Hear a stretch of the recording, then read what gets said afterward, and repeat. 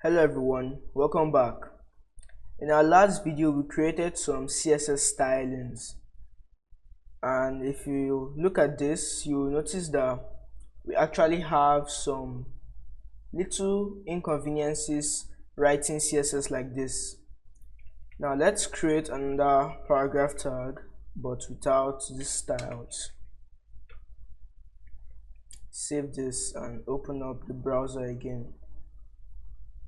Now if you notice, this paragraph tag has its own stylings while this doesn't, and this can quickly become a very big issue, especially when you want to set all text on your website to be the same font or color or whatsoever.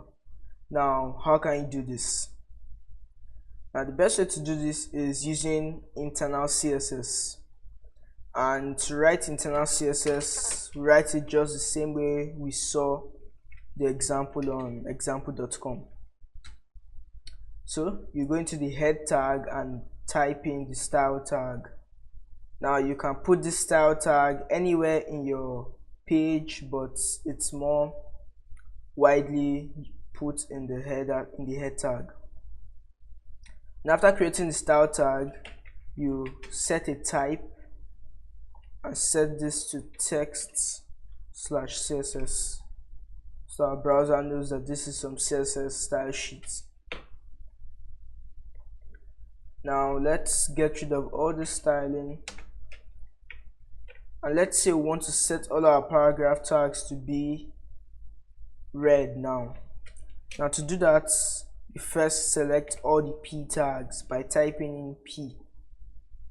Then we add some curly braces, that is this characters. Now just put the color property and set whatever color you want.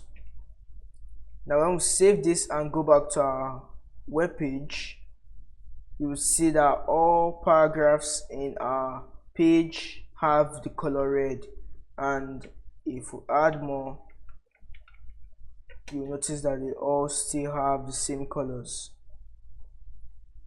So that's how to do that using internal CSS, and this can work for whatever tags you want to use. So we can create a h1 tag and put in, say, CSS is cool. And now we can select this h1 tag in our style tag, add the curly braces and put in the property color, and we can set it to blue. Then we'll save this and refresh and see our h1 tag here. And remember, whatever elements or properties you could write in the style attribute here, which are all this, you can still put them into our internal CSS style sheet. So we can increase the font size of this h1